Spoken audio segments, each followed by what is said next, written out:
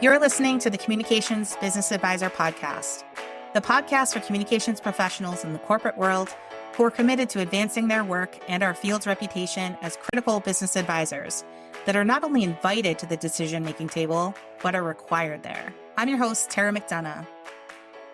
Hello, and welcome to the Communications Business Advisor Podcast. We're doing something a little different in this episode.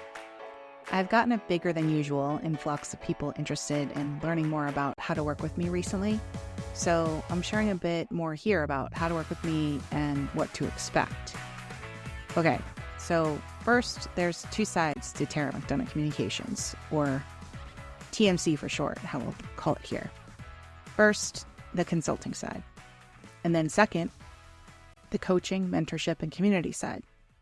We'll cover the consulting side first.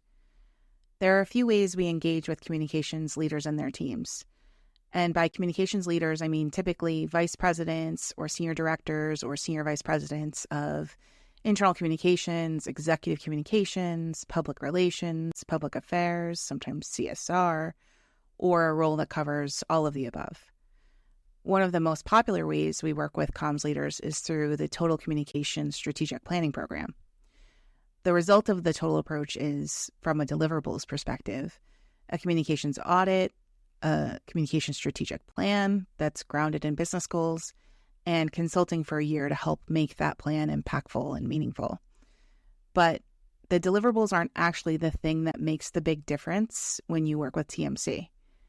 Of course, the deliverables are important, but the most important piece of this are the results that come because you're going through the process with me.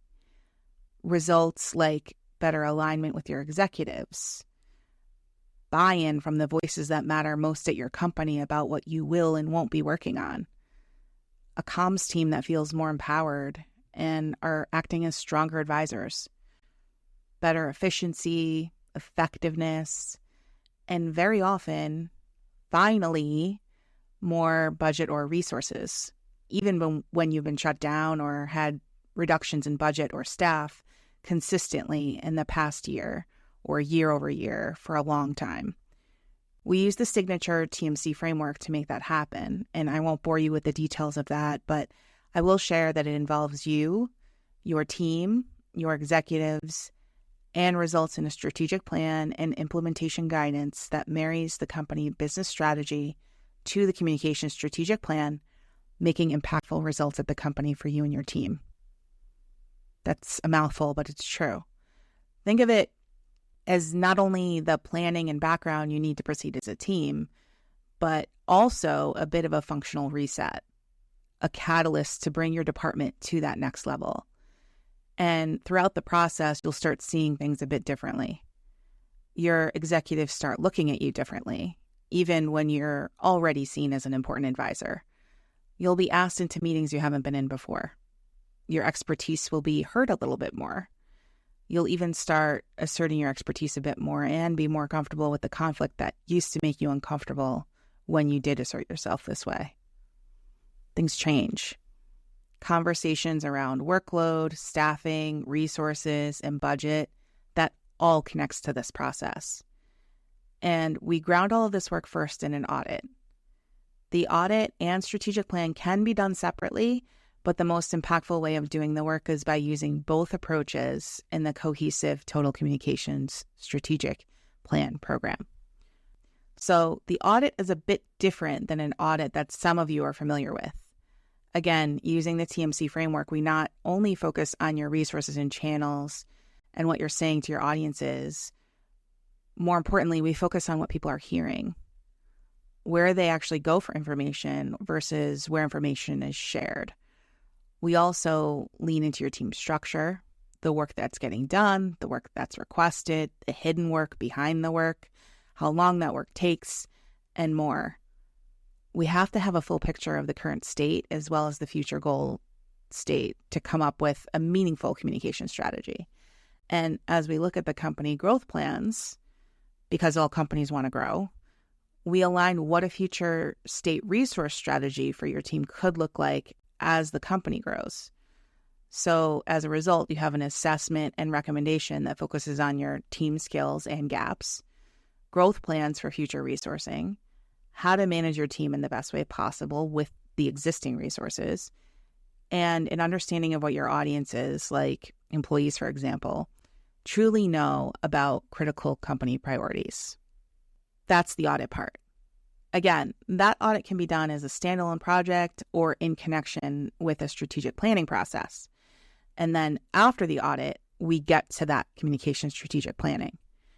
We now know current state, and it's time to plan for future state, not only in structure, which comes with the audit, but in how we'll make critical messages resonate, how we'll create objectives, strategies, tactics, channels, measurement, and evaluation systems to all make it happen. And it doesn't always mean more investment. We need more tools. We need more technologies. We need more staff. Sometimes it does, but we actually take your guidance on that and what you think is relevant and realistic. That strategic plan part, though, it's always, and I mean always, focused on alignment of company goals with business goals. And if you try to tell me you don't have business goals, try me. I bet with a few questions, we can uncover plenty. Anyway, once that communication strategy is created, which is a process that involves many parties outside of just the comms team, because it has to in order to be meaningful, we socialize it. And then this critical part is very, very different. I help you and your team operationalize it through coaching and mentorship and counsel. Because once you actually start the implementation, that's when you start facing some of the blocks to make the plan actually real and meaningful and useful. Even if you really want it, and even if your team says they want it, you're gonna face blockers. It's guaranteed. You and your team, you need help to push through those blocks. As I said in a recent podcast episode, there's nothing worse than a strong strategy that's sitting on the shelf because it's either too hard to implement or because you don't have the support or the buy-in to implement it. That's why TMC engagements last a year. And when I say TMC, there are other people on my team involved, but it's ultimately me that you're meeting with the most. I'm the one who's connected most to the work. You do get me in this process. Okay, so the first part is getting the audit and strategy done. The next is the ongoing counsel, coaching, and mentorship to actually make it work. And I want to have full disclosure here. This isn't all rainbows and sunshine. To get to the results I talked about earlier, an executive team that gets it, an elevation in the function, more staff or resources, better buy-in from all, it takes change. And that change is powerful when the results start showing up, and they often do quickly. But also, you do experience some pain along the way. That's why a lot of consultants jump out of the process after they deliver the plan. But I don't. My clients will have frustrating conversations about staffing needs or budget or prioritization. They often hear no the first time and then also a second or a third time in connection with that. But one thing you'll learn from working with me is that we don't take the first no. In this context, no is the opener. The no doesn't actually matter because you planted this seed for what's needed in a smart way, a way that's really challenging for people to poke holes in. They may say no for a whole host of reasons like budget allocation, pressure to reduce overhead, we need to generate efficiency, we need to cut costs, whatever. But they want to say yes because they see your thoughtful plan and that logically they know that you're right. They know it. You've planted that seed. And they say no, but it's not the final no. So we find opportune moments to water that seed that you've planted, and we keep at it, using some of the education and influence strategies that we talk through regularly.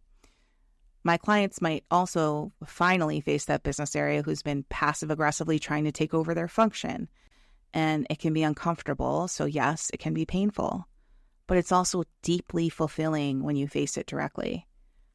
Some clients might get annoyed with some of their team members for not operationalizing the plan quickly enough, or simply just not getting it. Or they see certain people on their team disengage entirely because they're not comfortable advising. They'd much rather take the comms orders and please the business area rather than actually do the work that's critical to the business. But, and this is the big shift here, most clients who hang in there and do the work with me, they'll experience some wildly satisfying results along that year together. Results that change how you're thought of, how you're treated, and how your team is treated. One client told me that, quote, her boss went from someone who thought comms was helpful when the business needed to communicate something to a business area that's critical to driving the business forward. What a difference, end quote. Another more than doubled her staff and external budget, and it's continuing to grow. This is after experiencing year-over-year reductions for many years. Her boss didn't change, the CEO didn't change, the company didn't go through a massive growth spurt. Not much changed except for her and her team and her approach to the work. And the thing is, that's not unique in this process. Those results, that's not unique. Executives finally get what it is that communications does when the expectations are a bit higher. Now, hear me on this. I do not mean work volume being higher. I mean expectations. It's a very different thing. Their expectations align now to focus on comms advancing business goals and protecting the brand, not taking orders about, please create that town hall slide deck or write these emails or when are you going to update the intranet. And then when you have that new understanding, budget allocation and resources follow. Engagement in the right rooms follows. And sometimes promotions happen too. Now, I'd be lying if I told you that that's all easy. That's why a lot of people don't stick in and hang in there to help you along the way. But what you're dealing with now, that's not easy either. You wouldn't be listening right now if the current state was all rainbows and sunshine. Some of you out there, you know you have it good, but you also know it could be way better. So maybe the pain will be a little bit less for you, but you will reap the rewards of the focus in on the program. Some of you know you have it terrible and you question whether your situation can even be helped. We at TMC, we deal with both situations, and we're really proud of the outcomes that we achieve. We don't take you on if we don't think that we can make an impact. So wouldn't you rather do something different to get to a better outcome, even if it's hard? I would.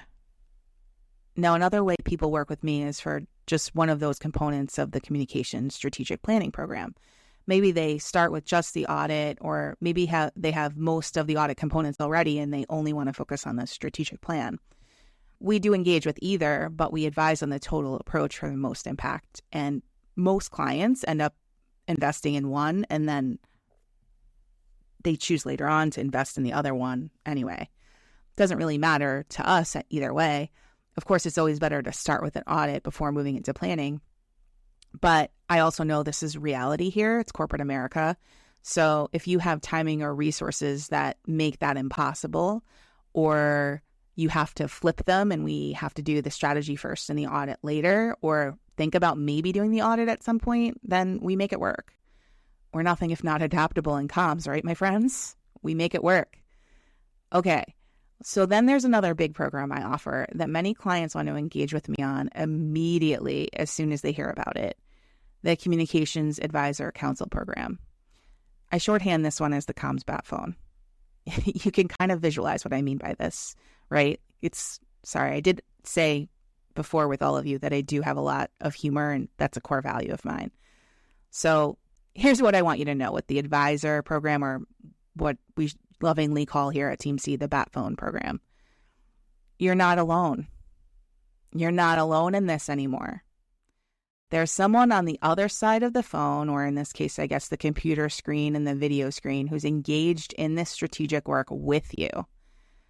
Now, it's compulsory with this strategic planning process because I don't want, and you don't want, to be left on your own as you're facing all of the challenges with operationalizing your strategy and then adjusting it along the way. Trust me, you don't. But it's also a program that many clients choose as a standalone program, or to keep working on after we get the strategic planning or the audit process complete, because they want a consistent voice of counsel and advice. on an ongoing basis. Somebody who actually knows their company and their structure and their team, gets to know it, has done this stuff before, and can help them, because it's lonely out there. And if you're in the top communications role within an organization, you're often on your own. There is no one else to get advice from or counsel from, and you might want or need another view. Now, there's opportunities out there for hey, I can run this by a friend, but those people are busy too. You can do some research to look into something, but wouldn't it just be helpful to pick up the phone and talk to somebody that you trust and know that that's actually their job to help you? Calls can go from whether it's how to prepare your employee base for the outcome of the election, or how to better communicate with your plant employees, or what to look for in gaps related to a comms plan, internally and externally, related to an acquisition. We look at whatever is the big priority together. You have another strategic mind on the other side of that phone line or computer helping you think through what you might be missing, and even sometimes just validating that you're not crazy and helping you come up with a way to ensure others see that, no, you're not crazy. It's them, not you. So on that note, in addition to talking through the comm stuff, we'll talk about how to deal with the realities of corporate life at your unique company. Navigating the egos, the changes in structure, the people who think that they can do your job, how to help address that underperforming staff member, or figure out how to make room for a strong employee in a culture that doesn't seem to have a place or a promotion for them. Budget processes and advocacy, all of it. All of it. Now, I'm going to address the thing that many of you are saying to yourselves in your heads right now, and you kind of don't want to admit that you're even thinking it. This is what some of you are thinking. Actually, I'll say many of you are probably thinking this. That sounds amazing, but isn't that what my company expects of me? Am I just a failure if I hire you for this? I know plenty of you out there are thinking it. You can admit it. Most of the people I talk with who ultimately hire me and become my clients think that before they actually work with me. And I get it. This is a sign of an ambitious overachiever who's always had to rely deeply on themselves to get things done, to advance, to prove their value. Hi there, friends. I see you. I was you. I am you. I get it. But also, many of you think that your executives will see this as some sort of skills gap, but they actually don't at all. And you're worried about this, but you don't have to. Your CFO still brings in auditors even though he or she has the team that could do it themselves. Your CHRO still brings in external recruiters at times even though they have recruiters on their own team. Your CMO still brings in an agency to help with the rebrand even when they've done it themselves before and they have the team to make it happen. Your CIO, your CTO, come on, they bring in technology consultants all the time to make things better and more operational and efficient. So why not communications? Why do you think you're not worth it? That your team's not worth it? That you'll be viewed negatively somehow for bringing in strategic help? Many times the comms leader just finds room in their budget themselves, but those who have to approach their bosses and are worried about it, they get worried about advocating for this program. But here's the thing. Honestly, I have not had one person interested in working with me approach their boss and hear a no because they think you should know how to do this yourself. Not one. And honestly, even if they did, I just tell them to frame it the way I just did. Other business areas bring in strategic partners for strategic specific needs. Why not comms? Make them think that out. But again, it's a concern that just doesn't happen. It's in your head. And in the reality, the opposite happens. They start seeing the result of this strategic engagement we have, and they think, wow, what a great leader to know where they needed to invest to get better results. Period. That's what happens.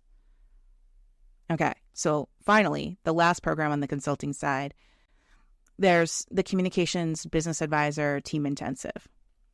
This is designed for entire comms teams within a company, usually internal and external comms teams together, but sometimes it focuses on one side of the house or the other.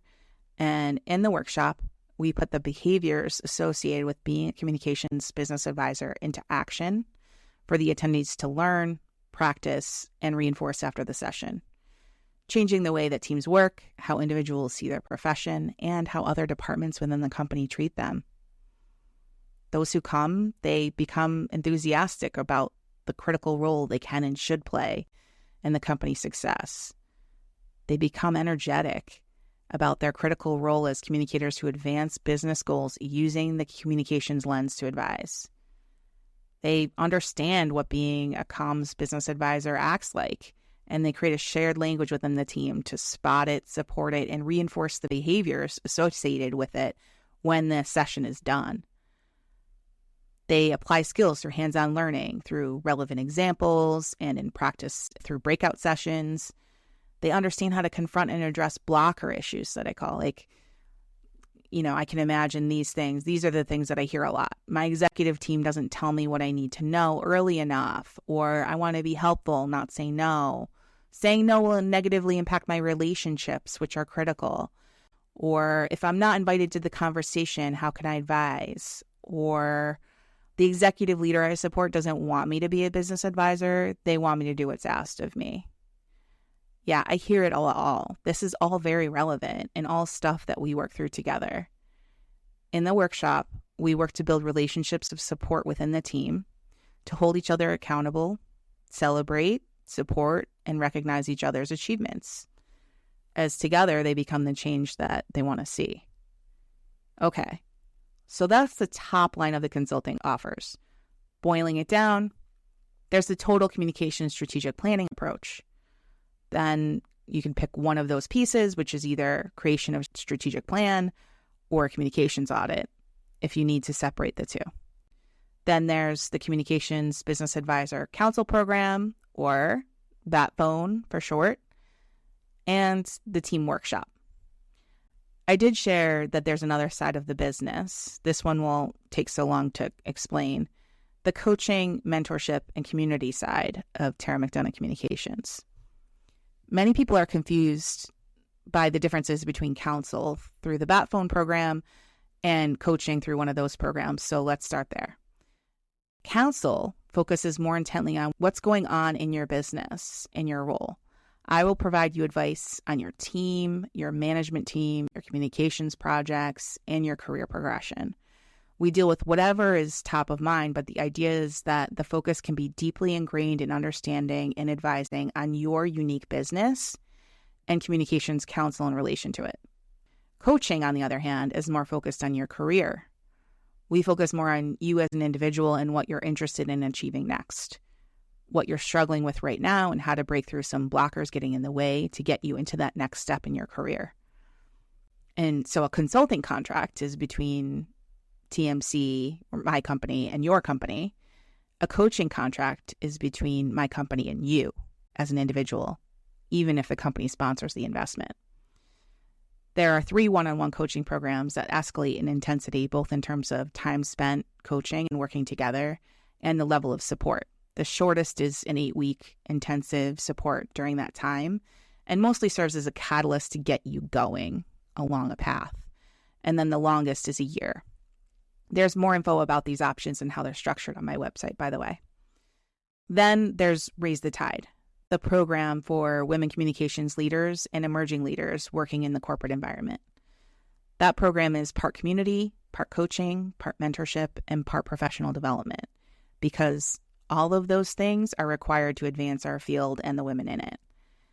Raise the Tide is intentionally set up as a small group program, using small group communication theory as our guide to set up the structure. The program's intended to form tight bonds that require our crew members to be authentic with each other and even vulnerable, to admit what they don't know, to share where they struggle and what they're working on. Tears are very normal in this program, by the way. I set it up as a holistic program to do all of these things: coaching, mentorship, community, professional development. Did that intentionally because women network differently than men. Yet the systems and structures for networking right now, the ones we think about, going to the Chamber of Commerce event or the IABC event or the PRSA event or the Page Society event, they're all set up in a way for men to succeed. Now, I don't want to take that away from them because they're really useful, but I know that we need something different, something that's tighter, something more meaningful. And the studies back me up on this. So I created Raise the Tide because if we want to advance our field, a field dominated by women, where women do not dominate the corporate or communications leadership roles, we better do a wildly better job of helping women to get to that leadership position. And just to be clear, by leaders, I mean chief communications officers or corporate affairs officers. The women in the Raise the Tide leader and emerging leader groups, by the way, they're separate groups that sometimes intersect at opportune moments. They are brilliant, open, kind, ambitious, and supportive. They're the exact people you want in your corner. And as one member recently shared, she's never been part of a group that's so invested in each other's success.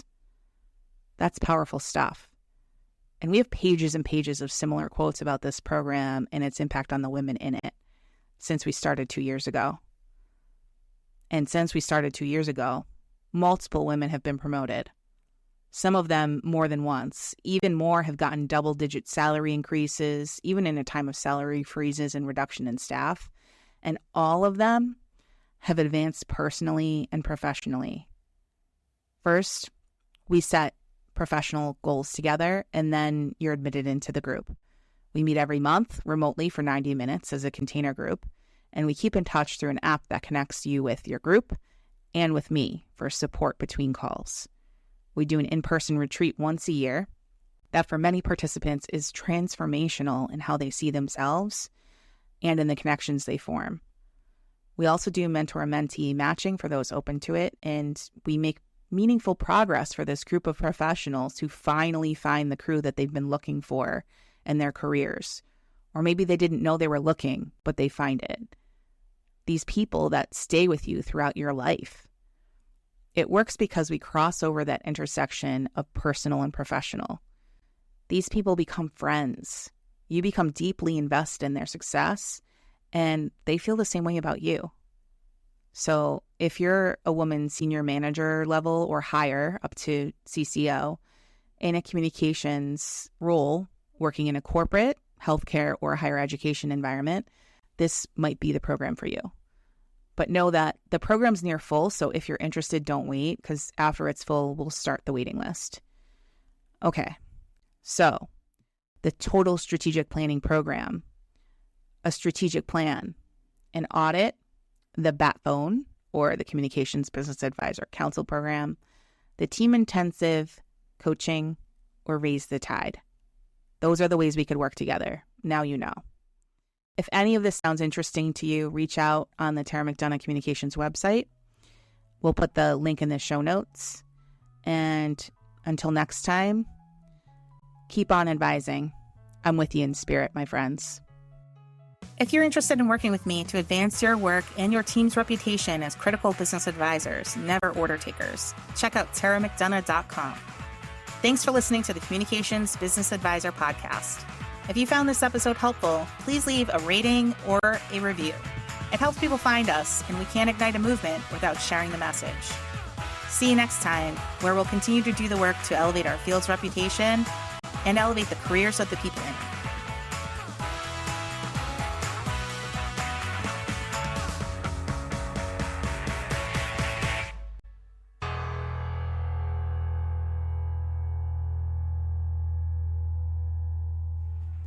The Communications Business Advisor podcast is brought to you by Raise the Tide, the program for women communications leaders and emerging leaders working in the corporate environment.